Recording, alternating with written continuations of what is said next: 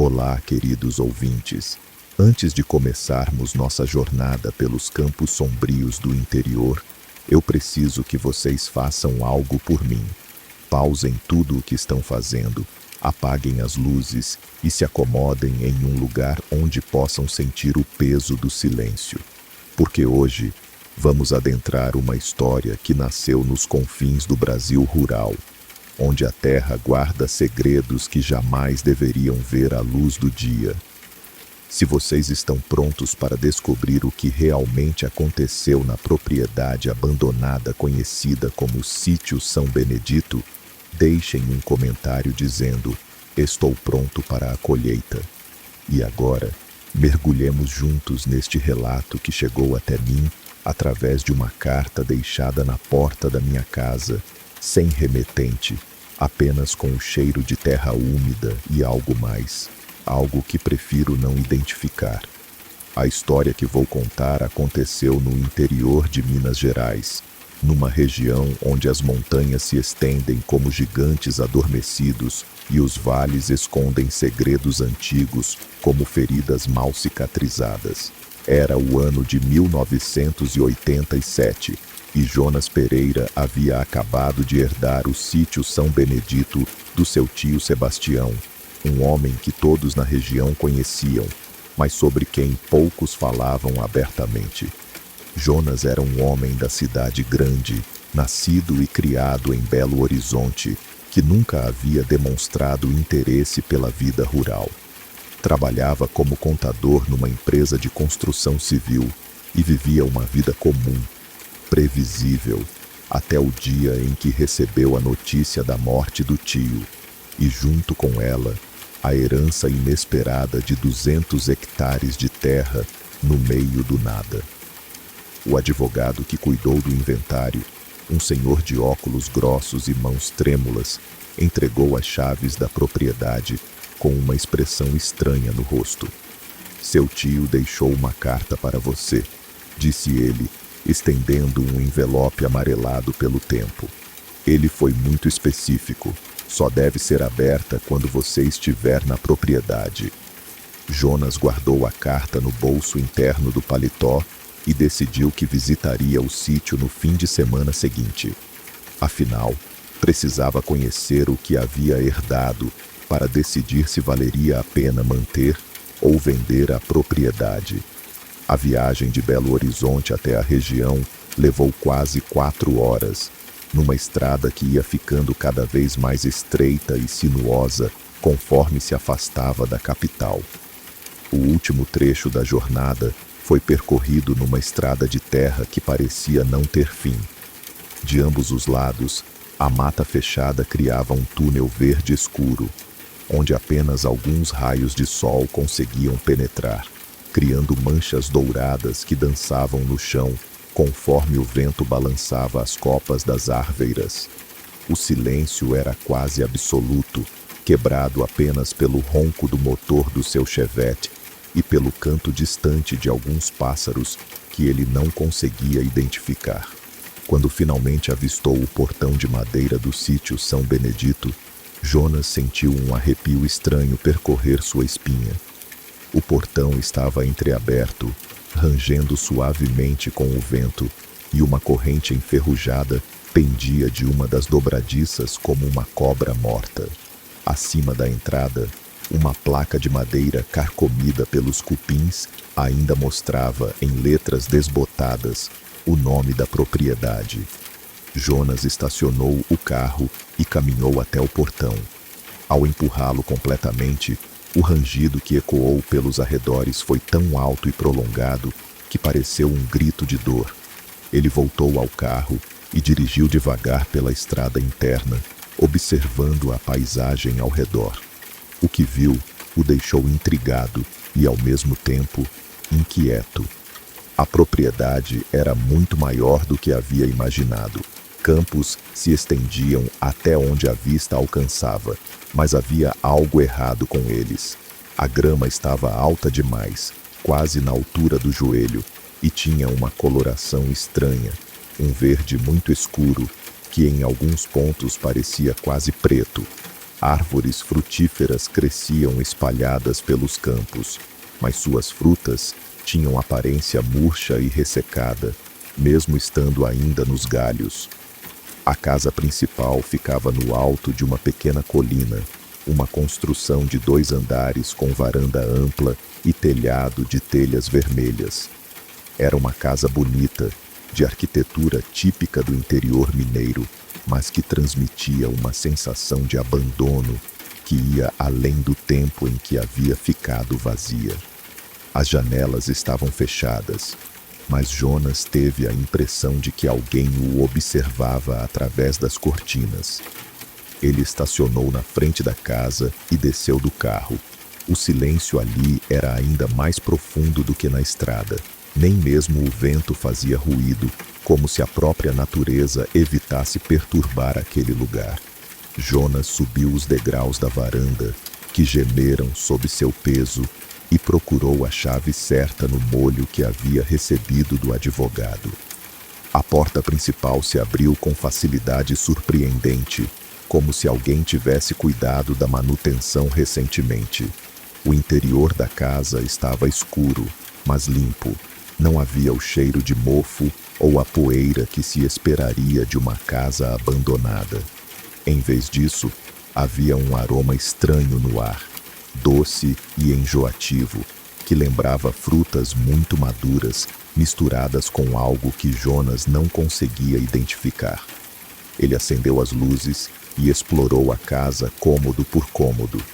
A sala principal era ampla e aconchegante, com móveis antigos, mas bem conservados. Uma estante de madeira escura ocupava uma parede inteira, repleta de livros sobre agricultura, criação de animais e outros assuntos. Jonas se aproximou da estante e leu alguns títulos que o deixaram desconfortável. Rituais de fertilidade ancestrais, a ligação entre a terra e os espíritos, oferendas para uma boa colheita.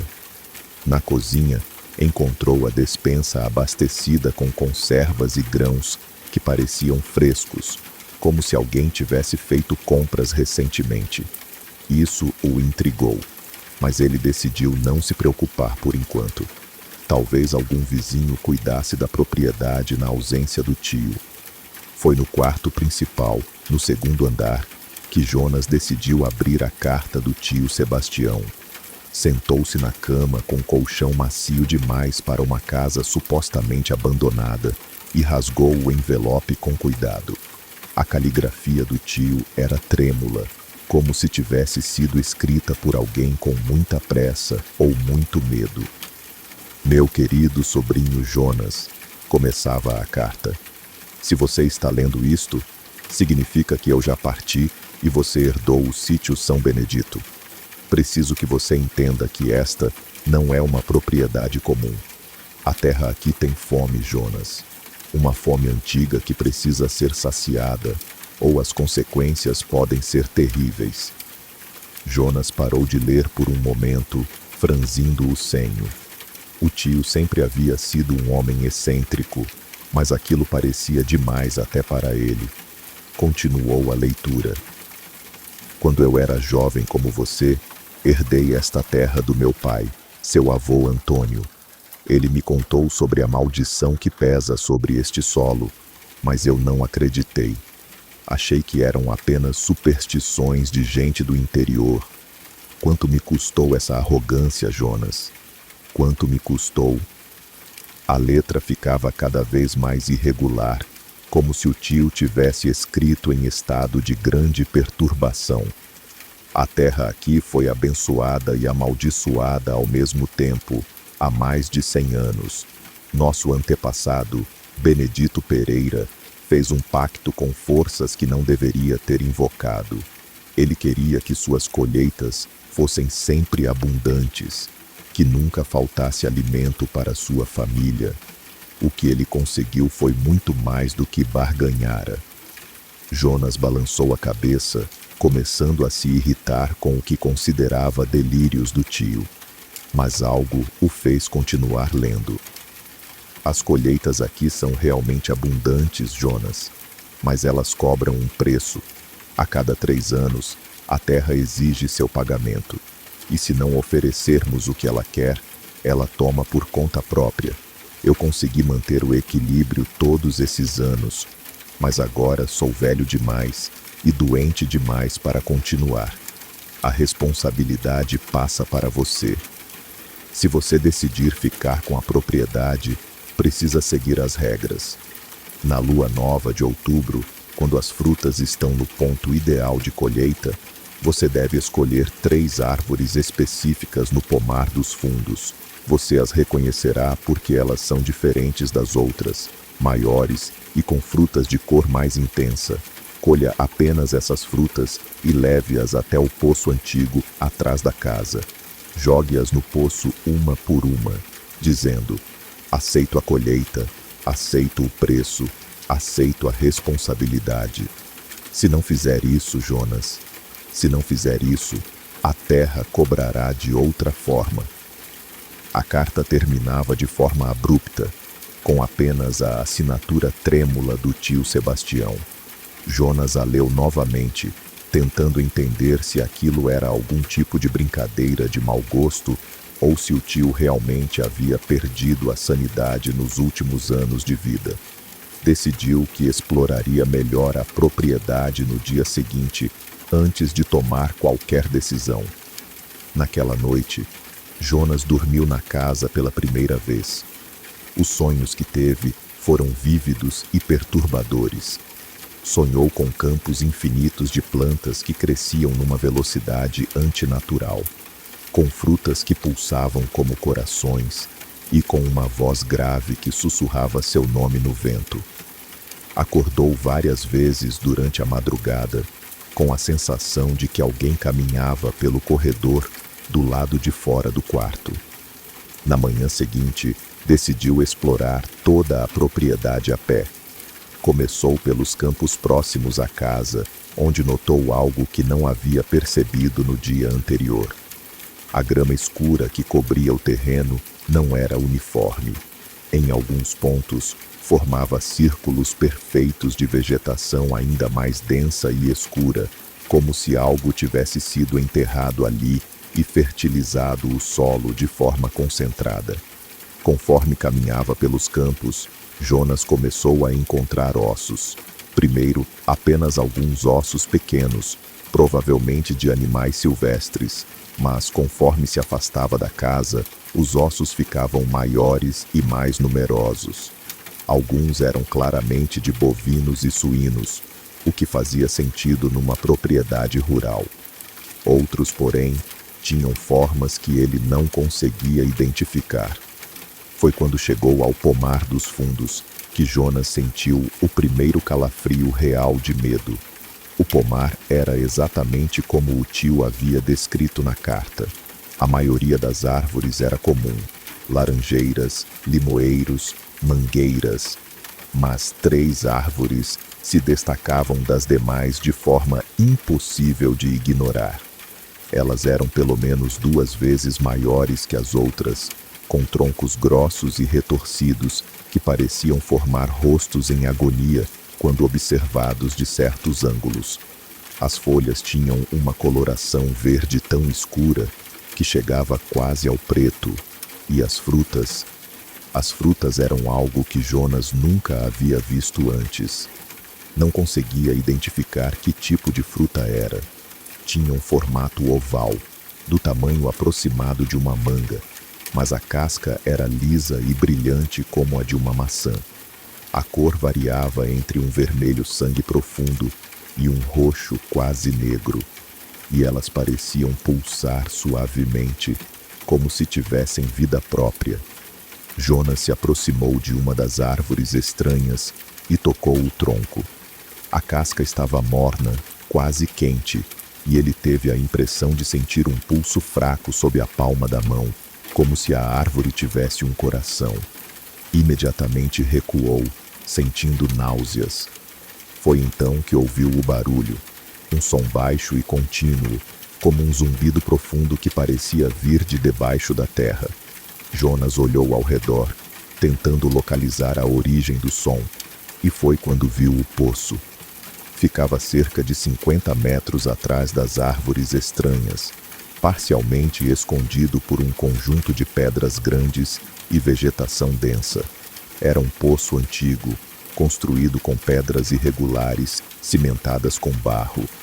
A borda estava coberta por uma tampa de madeira velha e carcomida, mas Jonas podia ver através das frestas que havia água lá embaixo. O zumbido estava vindo de dentro do poço. Contra seu melhor julgamento, Jonas se aproximou e tentou espiar através das frestas da tampa. A água lá embaixo estava escura como tinta, e ele não conseguia ver o fundo. Mas havia algo mais. Pequenos círculos se formavam na superfície da água, como se algo estivesse se movendo lá embaixo. Naquele momento, Jonas tomou a decisão de ir embora imediatamente. Voltou correndo para a casa, pegou suas coisas e dirigiu de volta para Belo Horizonte sem olhar para trás.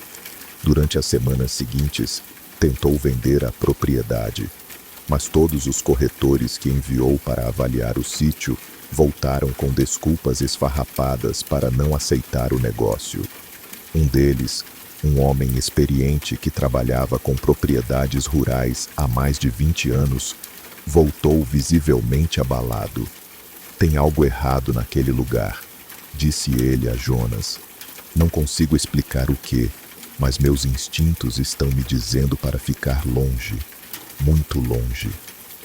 Outubro chegou rapidamente, e com ele a lua nova.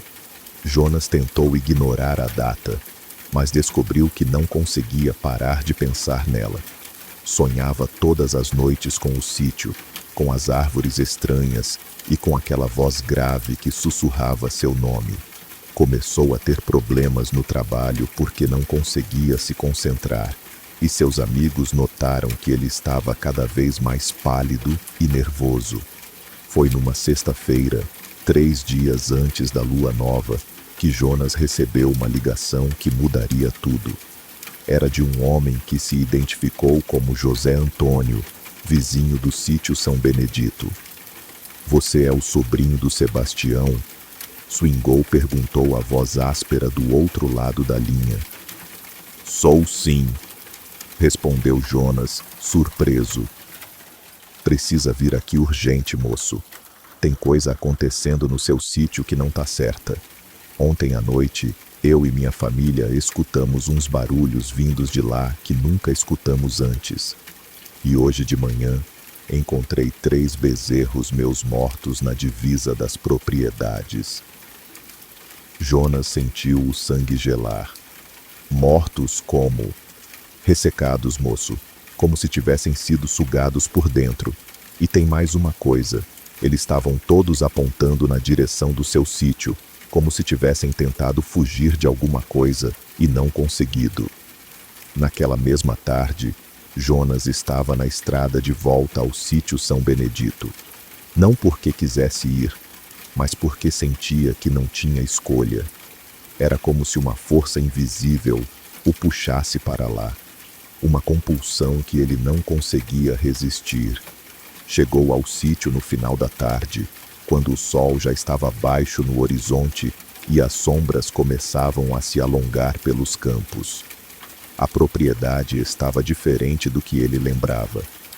A vegetação havia crescido ainda mais, e havia um cheiro no ar que não estava lá antes, um odor doce e enjoativo de decomposição misturado com algo floral.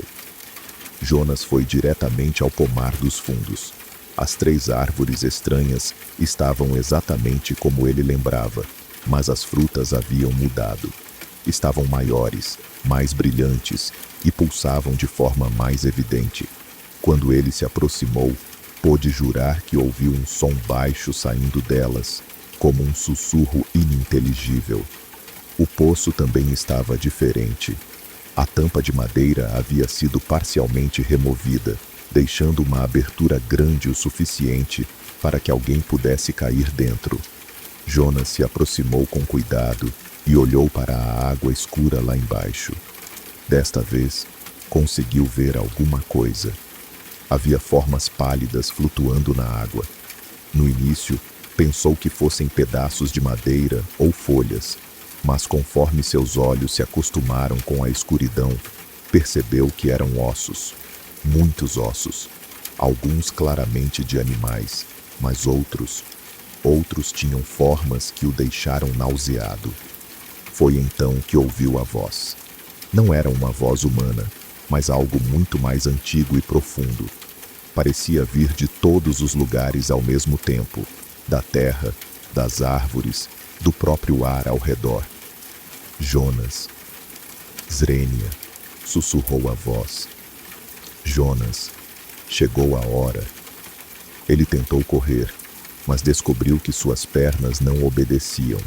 Era como se raízes invisíveis tivessem brotado do chão e envolvido seus pés, mantendo-o preso no lugar. A voz continuou, ficando cada vez mais clara e insistente.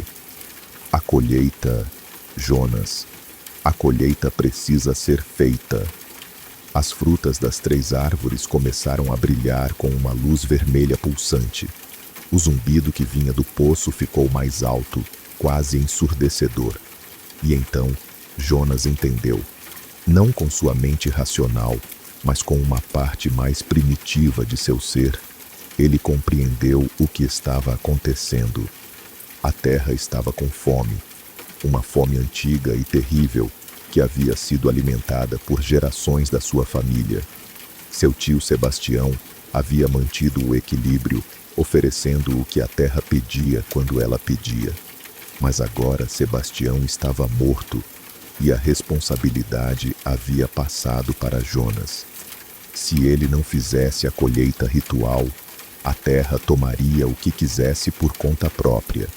E o que ela queria não eram apenas frutas. Com mãos trêmulas, Jonas se aproximou da primeira árvore estranha. A fruta estava quente ao toque, e quando ele a arrancou do galho, sentiu um líquido viscoso escorrer entre seus dedos. Não era suco de fruta, era algo vermelho e grosso que cheirava a ferro. Carregou a fruta até o poço e a jogou na água escura. Aceito a colheita, disse ele, sua voz saindo como um sussurro rouco. A fruta afundou com um ruído suave, e a água do poço borbulhou por alguns segundos antes de ficar calma novamente. A segunda fruta foi mais difícil de colher.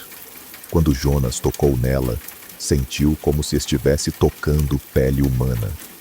A textura era macia demais, quente demais, e quando ele a arrancou, a árvore emitiu um som que lembrava um gemido de dor. Aceito o preço, disse ele ao jogá-la no poço, e desta vez a água mudou de cor, ficando mais escura e espessa. A terceira fruta foi a pior. Quando Jonas a segurou, ela pulsou em suas mãos como um coração vivo. O líquido que escorreu dela era definitivamente sangue, e ele podia jurar que sentia algo se mexendo dentro da casca. Com náuseas intensas, ele cambaleou até o poço e a jogou dentro. Aceito a responsabilidade, gritou ele, e sua voz ecoou pelos campos como um lamento. O que aconteceu a seguir, Jonas nunca conseguiu descrever completamente. A água do poço começou a ferver e borbulhar violentamente. Uma luz vermelha intensa brotou de dentro do poço, iluminando toda a área ao redor com um brilho sobrenatural. E então, Jonas ouviu vozes, muitas vozes, sussurrando coisas em uma língua que ele não reconhecia, mas que de alguma forma entendia. Eram vozes de agradecimento, vozes antigas que haviam esperado muito tempo por aquela oferenda. E entre elas, Jonas reconheceu a voz do seu tio Sebastião, sussurrando: "Obrigado, meu menino. Agora você entende." A luz vermelha começou a diminuir, e o zumbido do poço foi ficando mais baixo até desaparecer completamente. Jonas ficou ali parado por vários minutos, tentando processar o que havia acontecido. Quando finalmente conseguiu se mover, caminhou de volta para a casa como um homem em transe. Naquela noite, Jonas dormiu profundamente pela primeira vez em semanas. Não teve pesadelos.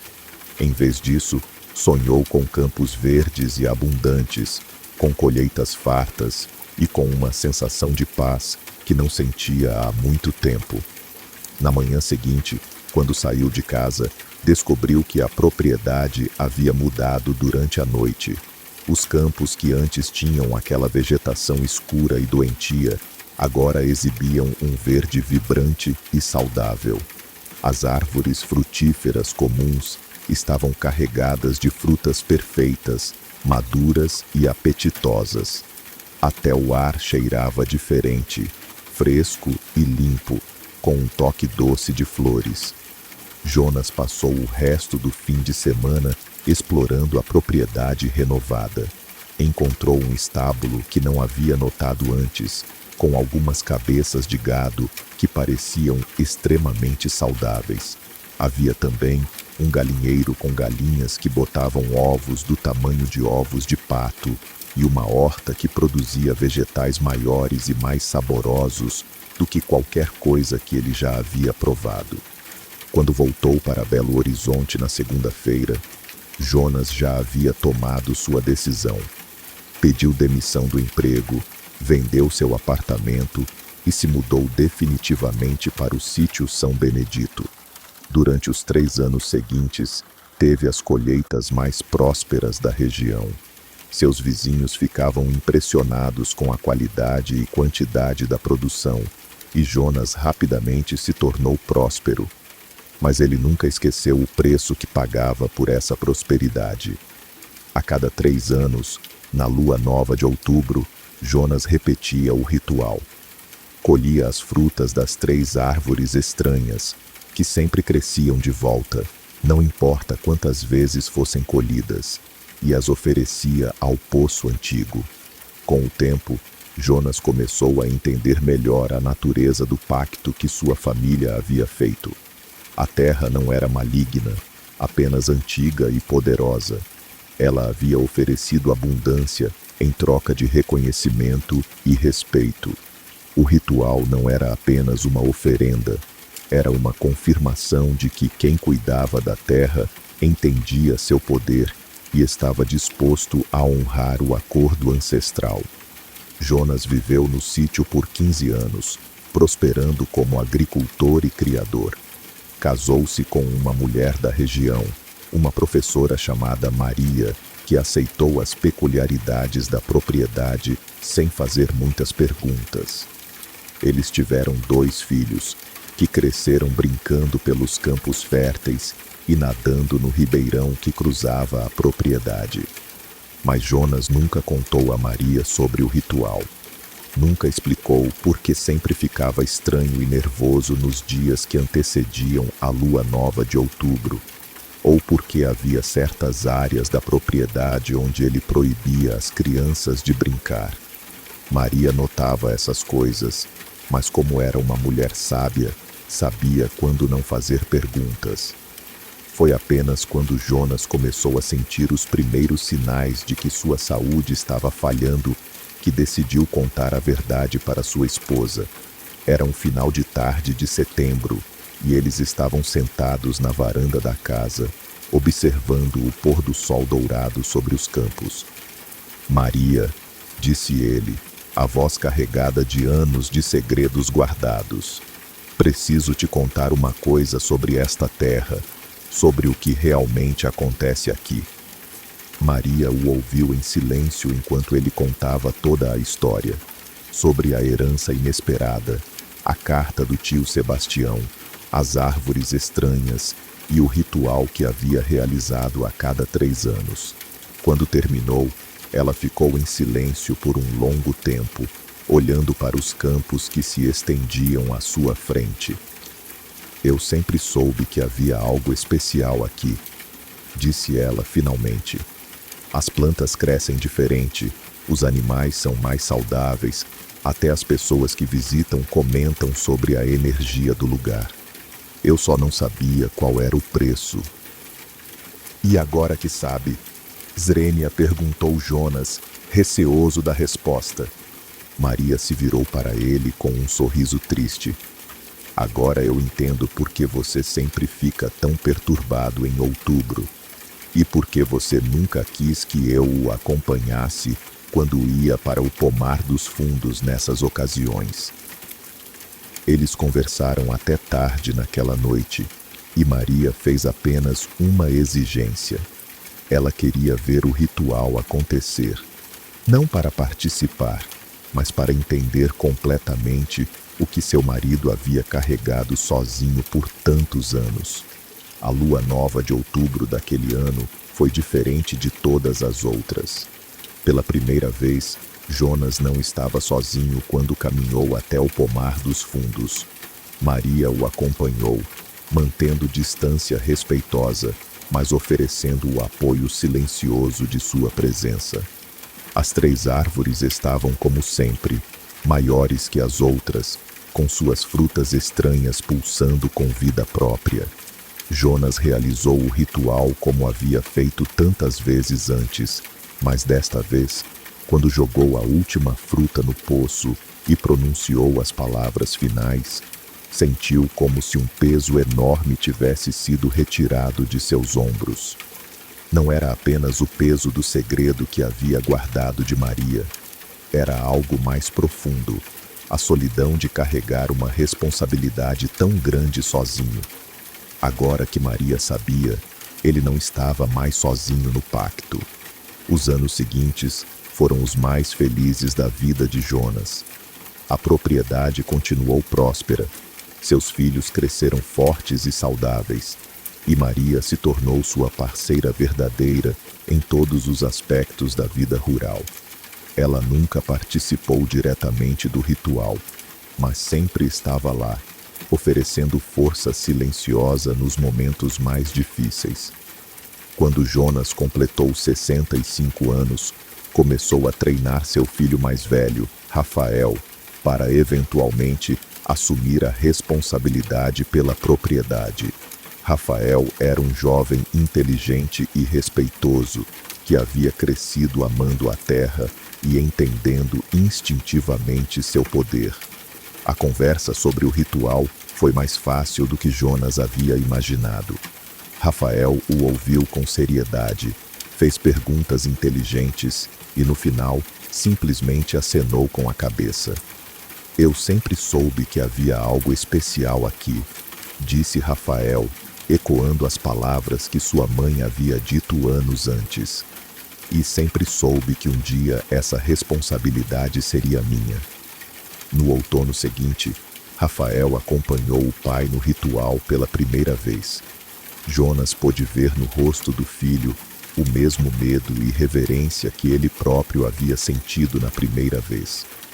Mas também viu aceitação e compreensão, qualidades que haviam levado anos para desenvolver em si mesmo.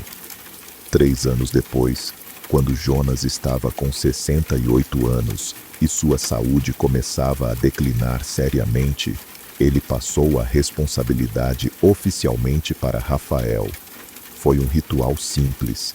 Eles foram juntos até o pomar dos fundos numa tarde de sol, e Jonas colocou a mão no ombro do filho enquanto tocava o tronco de uma das árvores especiais. A partir de agora, disse ele, a responsabilidade é sua. A árvore pulsou uma vez sob as mãos deles, como se estivesse selando o acordo. Jonas morreu 2 anos depois, numa manhã tranquila de primavera, dormindo em sua cama com Maria ao lado. Sua morte foi pacífica, e toda a região compareceu ao funeral para prestar homenagem a um homem que havia se tornado respeitado e querido por todos. Rafael assumiu completamente a propriedade e continuou a tradição. Casou-se com uma moça da cidade vizinha, teve filhos próprios e manteve o sítio São Benedito como uma das propriedades mais prósperas da região. Como seu pai, ele nunca falou abertamente sobre o ritual, mas quando chegou sua vez de passar a responsabilidade adiante, Encontrou no filho mais velho a mesma aceitação e compreensão que ele próprio havia demonstrado. E assim a tradição continua até hoje. O sítio São Benedito ainda existe, ainda prospera e ainda guarda seus segredos. Os vizinhos comentam sobre a fertilidade excepcional da terra, sobre como os animais ali são sempre mais saudáveis e sobre como as colheitas nunca falham, mesmo nos anos de seca mais severa. Alguns falam em sussurros sobre luzes estranhas que às vezes são vistas nos campos durante as noites de lua nova de outubro. Outros mencionam sons estranhos que ecoam pela propriedade nessas ocasiões. Um zumbido profundo que parece vir de debaixo da terra, misturado com sussurros que ninguém consegue entender completamente. Mas a família que cuida da terra sabe a verdade. Eles sabem que a abundância tem um preço, que a prosperidade exige respeito e que algumas tradições devem ser mantidas, mesmo que nunca sejam completamente compreendidas. A carta que Jonas havia recebido do tio Sebastião ainda existe, guardada numa gaveta da mesa da sala principal da casa. Ao lado dela, há outras cartas, uma escrita pelo próprio Jonas para seu filho Rafael, uma escrita por Rafael para seu filho, e assim por diante. Cada geração deixa instruções para a próxima, mantendo viva a memória do pacto e assegurando que a responsabilidade nunca seja esquecida. E lá no fundo da propriedade, escondido atrás das árvores comuns do pomar, o poço antigo continua a aguardar. Suas águas escuras ainda refletem apenas a escuridão, e nas noites de lua nova de outubro ainda borbulham suavemente quando recebem sua oferenda ritual. As 3 árvores especiais continuam crescendo, suas frutas estranhas amadurecendo no tempo certo, pulsando com vida própria. Elas são a conexão física entre o mundo dos vivos e as forças antigas que habitam a terra. Lembretes constantes de que nem tudo pode ser explicado pela razão moderna. Durante o dia, o sítio São Benedito parece apenas uma propriedade rural próspera e bem cuidada. Visitantes comentam sobre a beleza dos campos, a saúde dos animais e a qualidade excepcional dos produtos ali cultivados. Crianças brincam pelos terrenos ensolarados. Turistas rurais param para comprar frutas e verduras na pequena loja que a família mantém na entrada da propriedade. Mas quando a noite cai, especialmente nas noites sem lua, a atmosfera muda. O silêncio fica mais profundo, as sombras parecem mais densas, e quem conhece a história da propriedade pode jurar que houve sussurros no vento que atravessa os campos. Os animais sentem essa mudança também. O gado se agrupa mais junto nas pastagens, as galinhas ficam inquietas nos poleiros e os cães da fazenda ficam alerta, olhando na direção do pomar dos fundos com uma atenção que vai além da curiosidade normal. Há 5 anos, um pesquisador universitário veio ao sítio para estudar a fertilidade excepcional do solo. Era um homem de ciência, cético por natureza, que queria entender os segredos da produtividade da terra através de análises químicas e geológicas. Rafael, que na época já havia assumido a responsabilidade pela propriedade, o recebeu cordialmente e permitiu que fizesse suas pesquisas. O pesquisador coletou amostras de solo, analisou a composição química da água, estudou as plantas e até mesmo examinou a estrutura geológica da região. Seus equipamentos registraram níveis de minerais e nutrientes que, embora elevados, não explicavam completamente a produtividade excepcional da terra. Foi quando ele decidiu explorar áreas mais afastadas da propriedade que as coisas começaram a ficar estranhas. Rafael havia sugerido que ele se mantivesse próximo à casa principal e aos campos de cultivo, mas o pesquisador movido pela curiosidade científica, aventurou-se até o pomar dos fundos.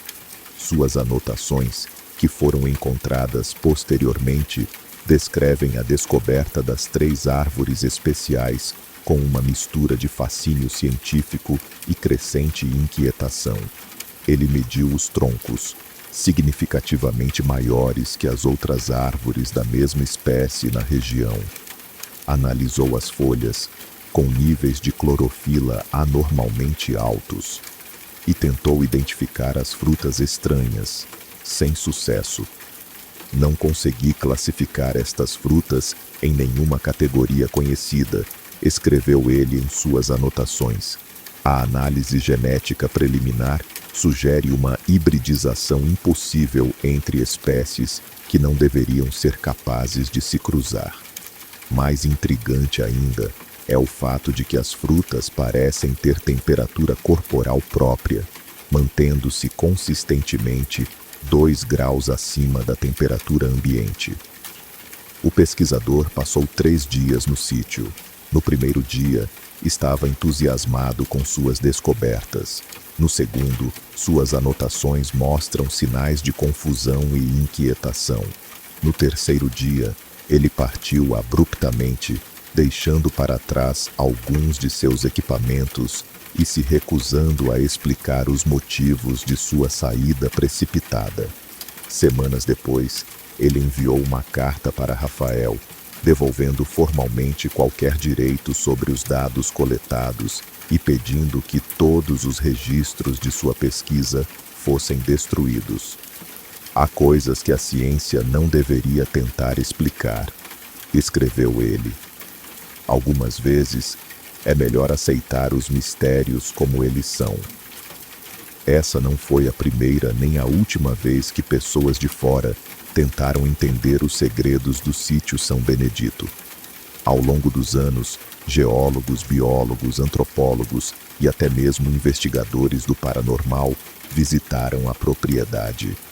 Todos eles partiram com mais perguntas do que respostas, e muitos com uma inquietação que não conseguiam explicar racionalmente.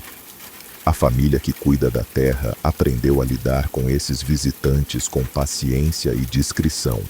Eles recebem os pesquisadores cordialmente, permitem estudos nas áreas menos sensíveis da propriedade, mas sempre mantêm certas regiões fora dos limites. O pomar dos fundos é apresentado como área de cultivo experimental, o poço antigo como estrutura histórica perigosa e as 3 árvores especiais como espécimes raros que não devem ser perturbados. A maior parte dos visitantes aceita essas explicações sem questionar. Alguns poucos, movidos por curiosidade excessiva, tentam explorar as áreas proibidas. Esses raramente conseguem chegar muito longe, não porque sejam impedidos fisicamente, mas porque algo na atmosfera desses locais os desencoraja de continuar. É como se a própria Terra tivesse uma forma de proteção, um mecanismo natural que afasta aqueles que não deveriam estar lá. Visitantes indesejados relatam sensações de tontura, náusea inexplicável ou simplesmente uma compulsão súbita de deixar o local. Alguns falam de sussurros inaudíveis que os fazem sentir-se observados, outros de uma pressão no peito que torna difícil a respiração. Mas para aqueles que pertencem à terra, para a família que honra o pacto ancestral, essas mesmas áreas proporcionam uma sensação de paz e pertencimento. É como se a terra reconhecesse seus cuidadores, oferecendo-lhes não apenas prosperidade material, mas também uma conexão espiritual profunda com algo muito maior que eles mesmos. Rafael muitas vezes caminha pelos campos ao entardecer, especialmente nos dias que antecedem o ritual de outubro.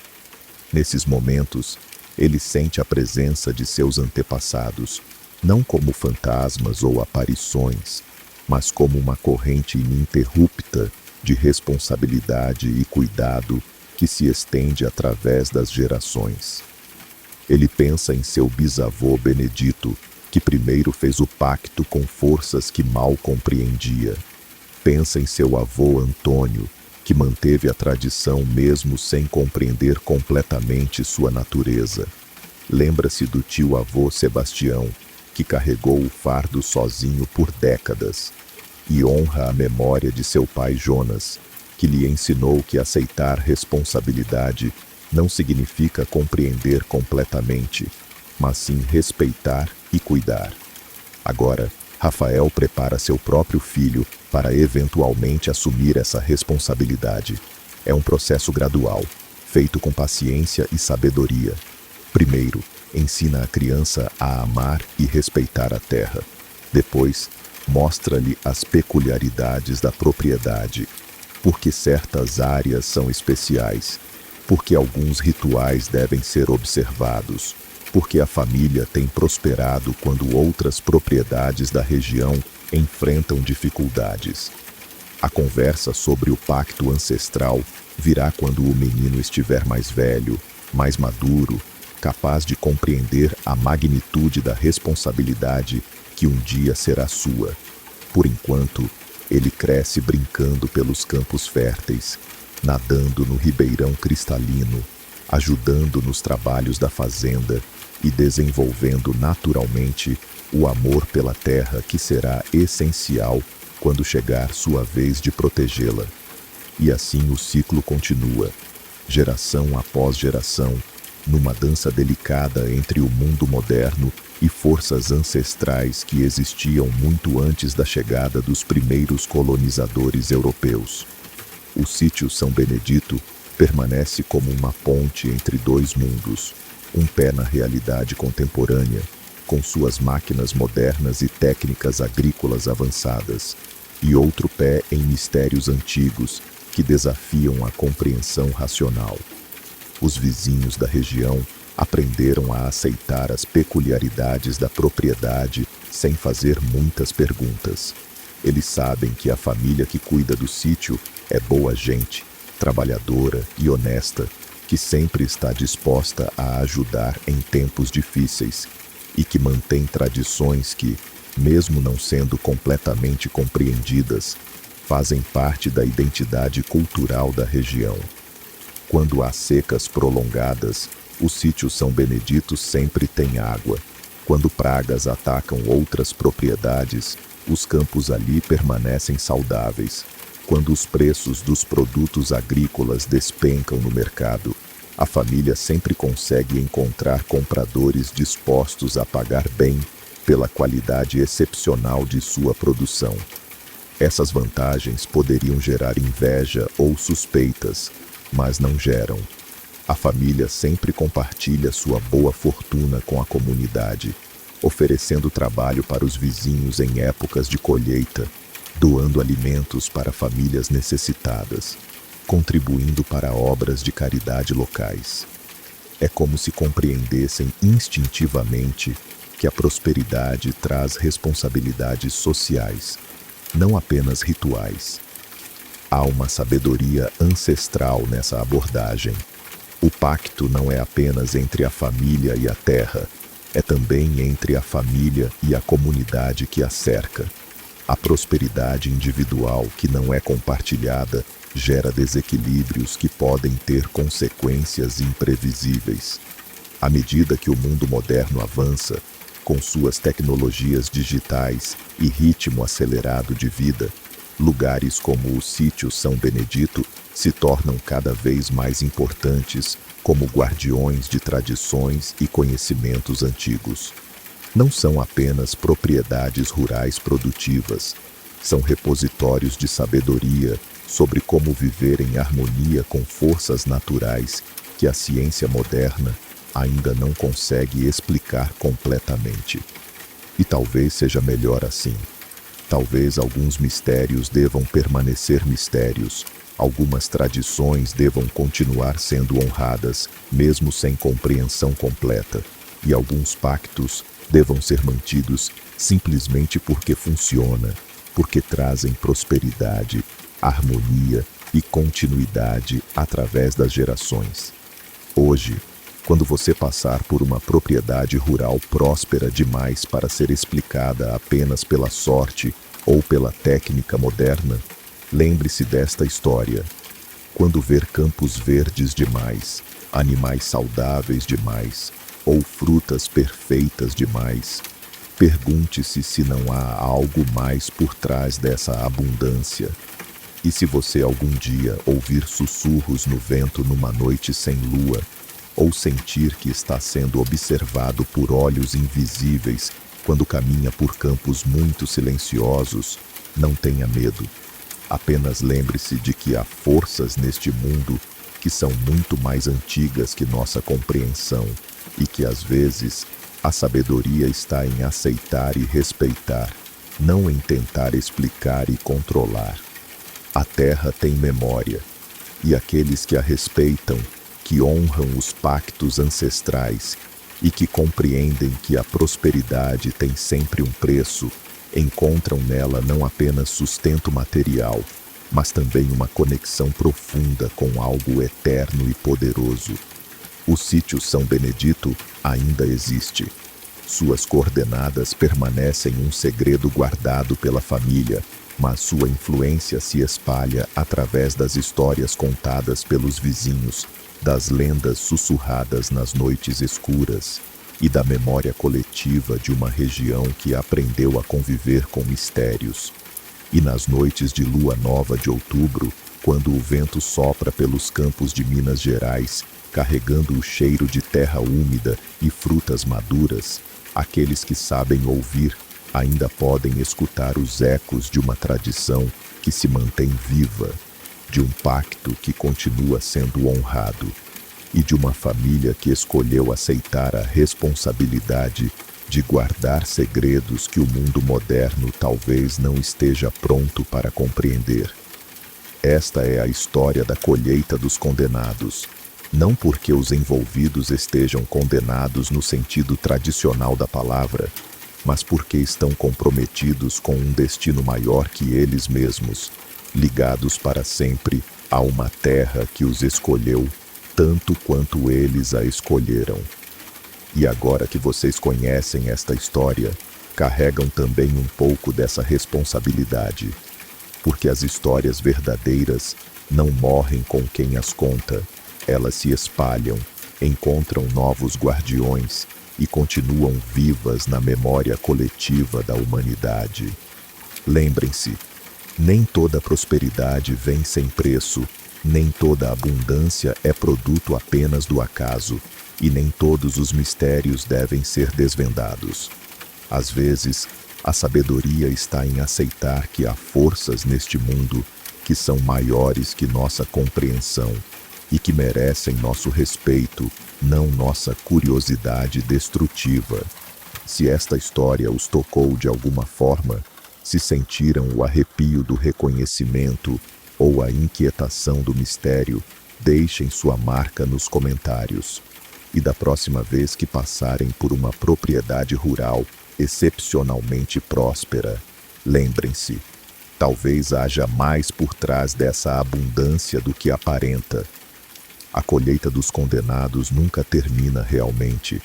Ela apenas espera pela próxima lua nova, pelo próximo guardião, pela próxima geração que aceitará carregar o peso e a bênção de um pacto ancestral que conecta o mundo dos vivos com forças muito mais antigas e poderosas do que podemos imaginar.